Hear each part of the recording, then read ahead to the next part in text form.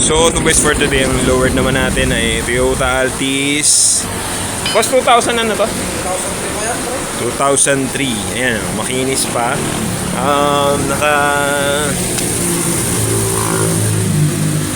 Ano man size ng gulong niya? Ayun, 205, 45, 17s din.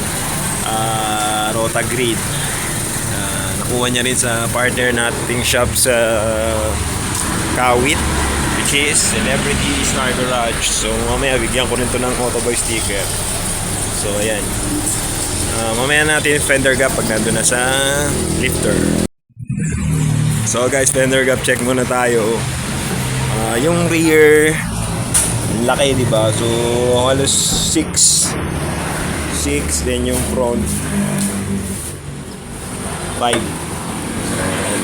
front, 6 rear. So kabit na natin. So guys, sira na yung shock ni Sir. Ayun ang bumalik, tagas na yung oil sa front. Wala pa silang budget.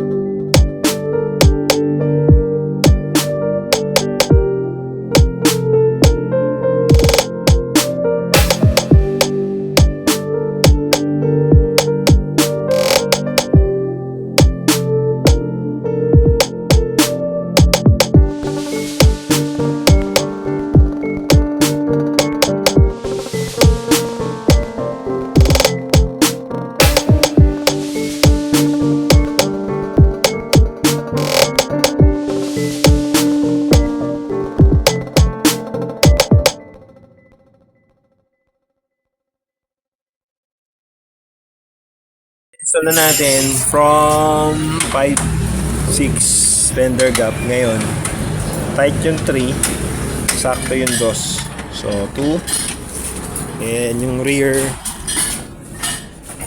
yung rear 3, 2 yung front, 3 yung rear. From 5, 6 ba yun kanina? So 3, then 2. In-advise na natin magpalit na siya kasi sira na yung shock niya sa front. Then yung rear malambot na. So 2, ending cap niya 2 to 3. So ayun guys, binigyan ko muna sila ng sticker. Dito lang din naman sila, barangay din. Ayan, ayos na, ang ganda. Thank you. Inis pa.